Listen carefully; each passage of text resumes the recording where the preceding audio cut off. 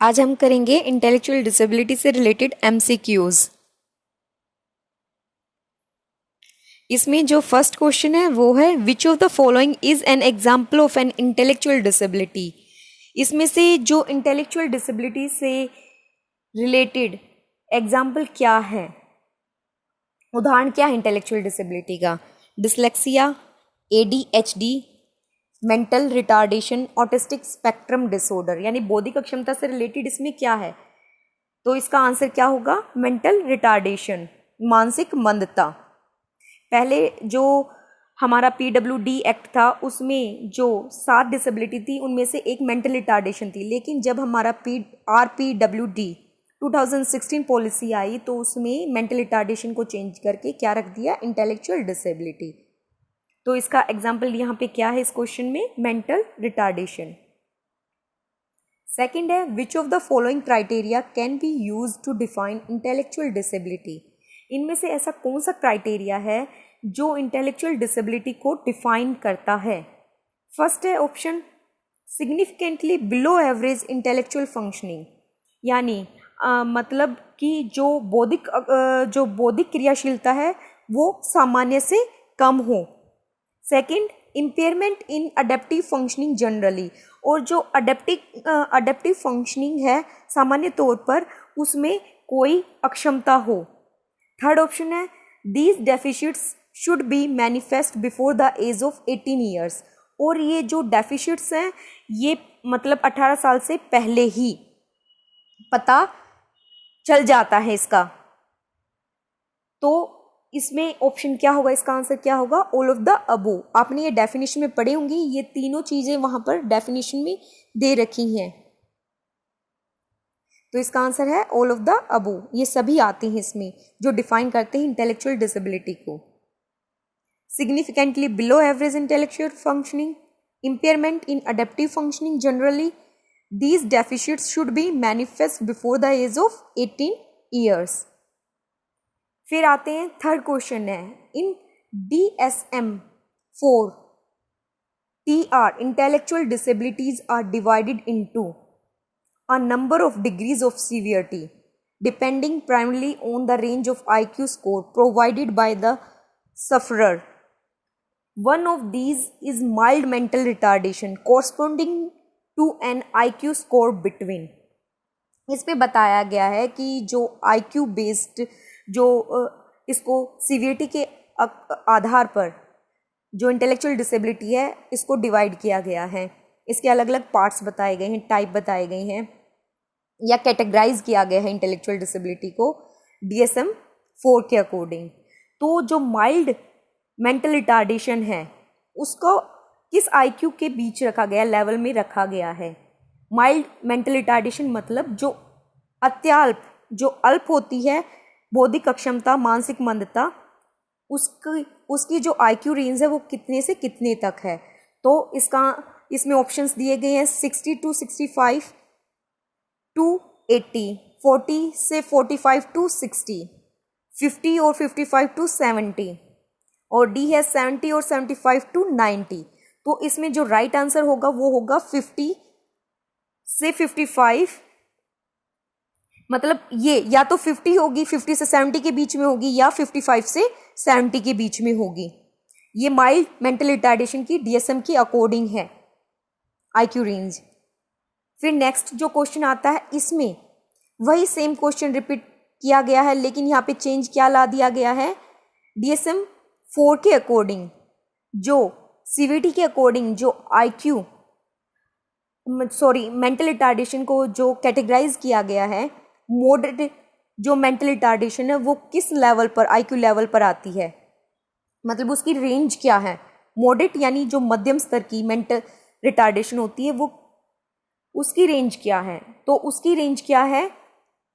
यहाँ पे जो बी ऑप्शन आपका या तो 35 to 50 या 55 होगी, या 40 to 50 to 55, ये रेंज दे रखी है। फिर नेक्स्ट है क्वेश्चन, इसमें पूछा गया है कि जो DSM-4 है उसमें जो बौद्धिक अक्षमता है उसको सीवीटी के अकॉर्डिंग जो IQ लेवल जो IQ स्कोर प्रोवाइड किए गए हैं उसमें जो सीवियर मेंटल रिटार्डेशन है वो किस आईक्यू लेवल पर रखी गई है? सीवियर यानी जो गंभीर होती है, गहन होती है मेंटल रिटार्डेशन, वो रखी गई है आपकी इसमें। जो आपका ऑप्शन है डी 20, 25 to 35, 40, 20, 25 to 35, 40, मतलब इसके बीच में ये रेंज आईक्यू की इसके बीच में आएगी सीवियर मेंटल रिटार्डेशन के लिए। फिर है नेक्स्ट आता है DSM-4 में इंटेलेक्चुअल डिसेबिलिटी में जो सीवीटी के अकॉर्डिंग जो आईक्यू रेंज दी गई है उसमें जो प्रोफाउंड मेंटल रिटार्डेशन को कौन सा आईक्यू स्कोर रिप्रेजेंट करता है? तो इसमें ऑप्शन दे रखी है 20 to 25, 25 to 30, 15 to 20, 10 to 15। तो इसमें क्या आईक्यू स्कोर आएगा? 20 to 25। देख लो जो पहले जो माइल्ड मेंटल रिटार्डेशन दिया गया है उसमें कितना गया है? 50 to 70 के बीच में दिया गया है, ऑलमोस्ट इसके आसपास ही है। और सेकंड जो है जो आपका मॉडरेट है, मॉडरेट में क्या दिया गया है? 35, 40 to 50, 55। फिर सीवियर में दिया गया है 20, 25 to 35, 40। और आपका जो प्रोफाउंड है जिसको मतलब कस्टोडियल भी बोलते हैं जो, तो उसमें क्या आते हैं? 20 to 25। फिर नेक्स्ट क्वेश्चन है 7th, individuals with down syndrome often have moderate to severe intellectual impairment with a measurable IQ usually between. इसमें कहा गया है कि ऐसे इंडिविजुअल्स जो डाउन सिंड्रोम होता है जिनको, उनमें मतलब moderate to severe intellectual impairment होती है, तो उसका आईक्यू जो लेवल है, आईक्यू स्कोर है, कितने के से कितने के बीच होता है? तो इसमें उनका आईक्यू स्कोर होता है 35 to 55। क्योंकि ये बच्चे डाउन सिंड्रोम वाले बच्चे moderate to severe intellectual impairment के अंडर आते हैं, तो इनका आईक्यू लेवल होता, आईक्यू स्कोर होता है 35 to 55 के बीच में। फिर नेक्स्ट क्वेश्चन आता है 8th, which of the following is an example of perinatal cause of intellectual disability when there is a significant period without oxygen occurring during or immediately after delivery। यहाँ पर इसका मतलब ये है कि जो प्रेगनेंसी के दौरान जो डिलीवरी के दौरान बौद्धिक अक्षमता के कारण है जिसमें ऑक्सीजन की कमी होती है बच्चे में जिस टाइम पीरियड में, या फिर जस्ट आफ्टर डिलीवरी बच्चे को में ऑक्सीजन की कमी होती है, तो वो कौन सा कारण है इनमें से? एनोक्सिया, प्रोनोक्सिया, एनाफिलेक्सिया, डायस्मोक्सिया। तो इसमें जो टर्म यूज़ की जाती है इसके लिए ऑक्सीजन की जो कमी होती है जिसकी वजह से बौद्धिक अक्षम बच्चा हो जाता है, उसके दिमाग में ऑक्सीजन की कमी हो जाती है, जिसकी मतलब जो नर्व्स होती हैं उनमें ऑक्सीजन का फ्लो नहीं हो पाता है, उसकी वजह से बच्चे को इंटेलेक्चुअल डिसेबिलिटी हो जाती है। तो उसके लिए जो एक वर्ड यूज़ किया जाएगा, क्या यूज़ किया जाएगा? एनोक्सिया। फिर आते हैं नेक्स्ट क्वेश्चन में, 9th क्वेश्चन में, which of the following is a form of child abuse that is known to cause intellectual disability. इसमें से जो चाइल्ड अब्यूज़ का ऐसा कौन सा कारण है जो कि बौद्धिक अक्षमता का कारण बनता है?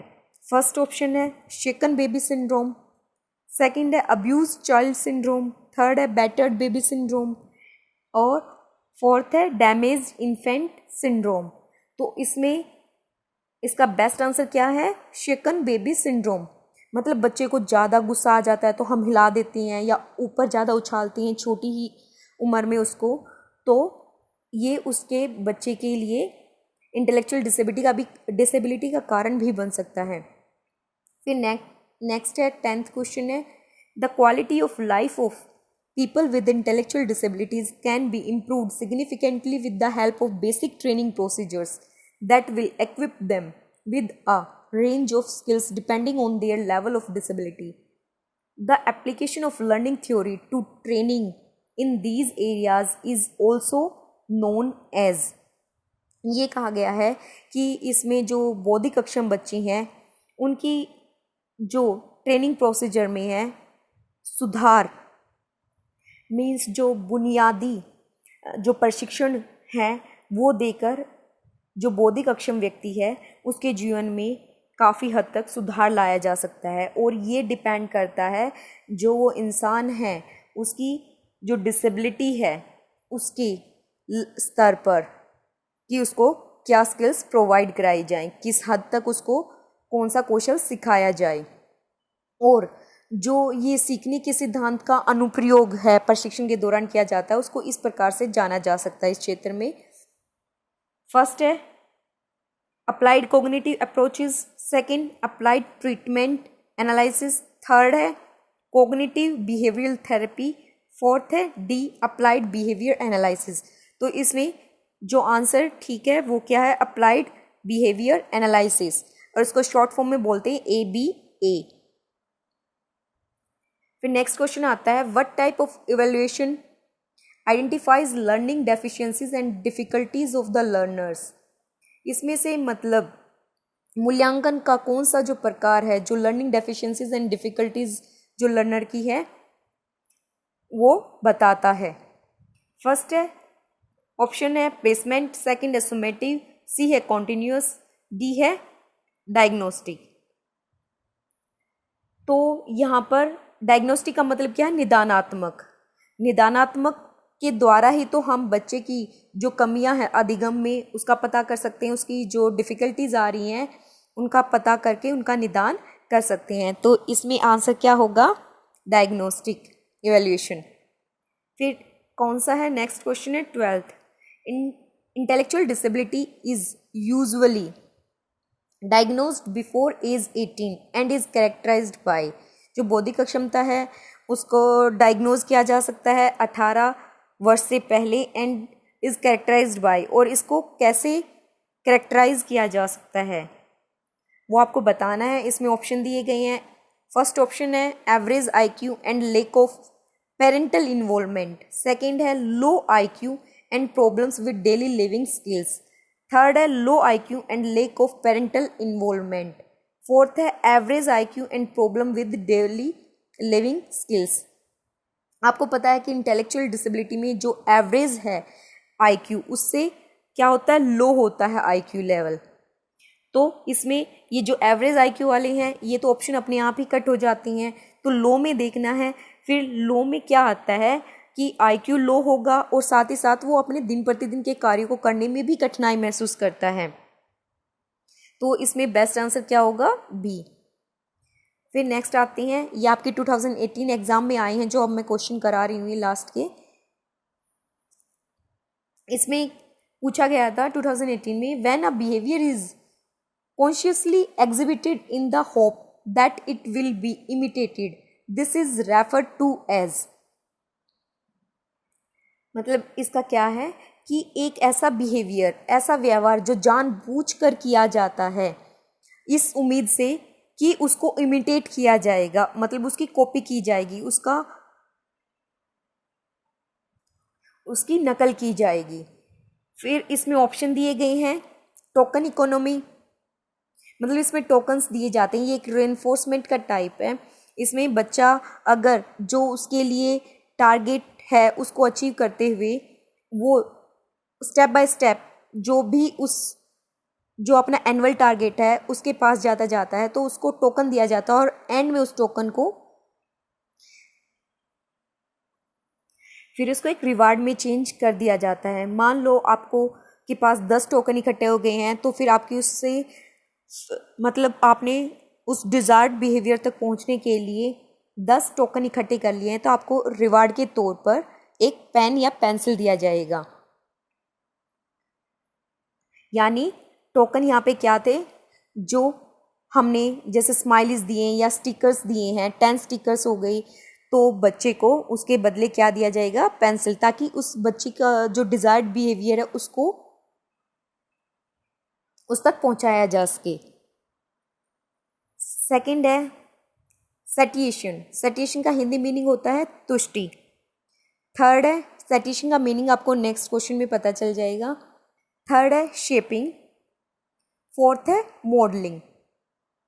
आपको शेपिंग और मॉडलिंग तो मैंने लास्ट वीडियो में ही कराए थे, और इसका आंसर यहाँ पे क्या होगा, मॉडलिंग। ऐसा बिहेवियर जो जानबूझकर इस उम्मीद से किया जाता है कि बच्चा उसकी नकल करेगा, तो क्या होगा ये, मॉडलिंग। फिर नेक्स्ट क्वेश्चन है the situation where a reinforcer loses its effectiveness is known as.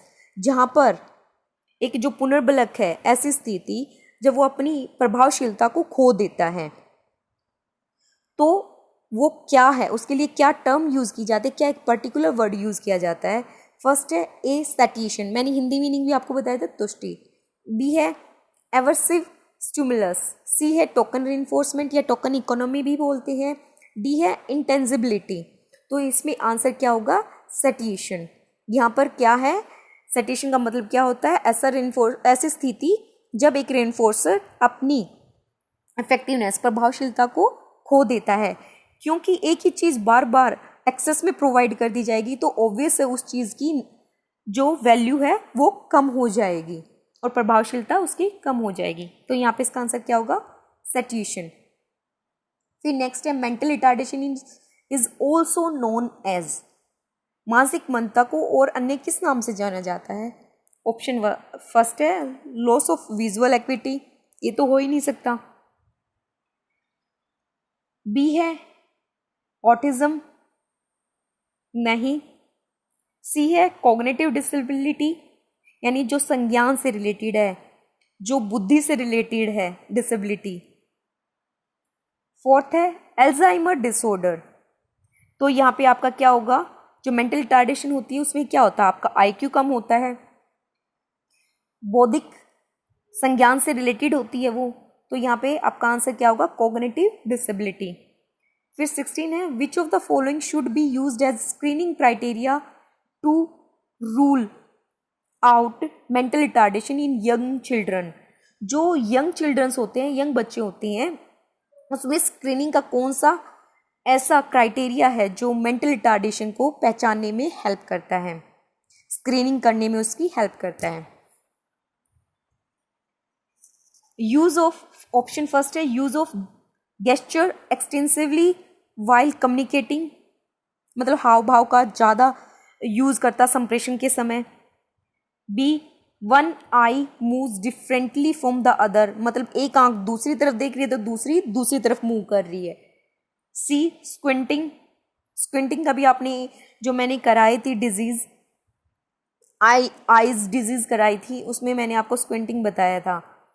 Option D है कांट होल्ड द हेड स्टिडली। आपको पता है कि जो मेंटल रिटार्डेशन कैसा डिसऑर्डर है, इसमें डेवलपमेंटल डिले होता है।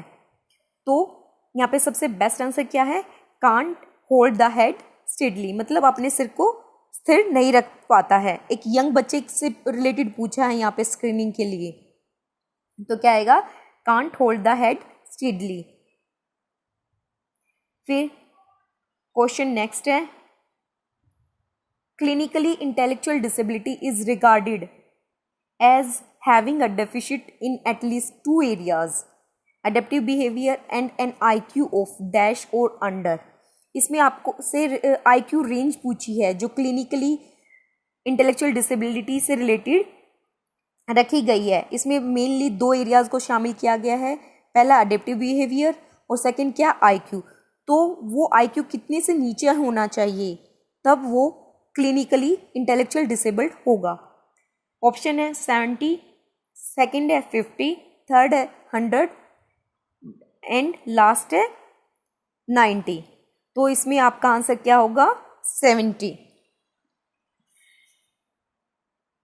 Thanks for watching and don't forget to like, subscribe and share.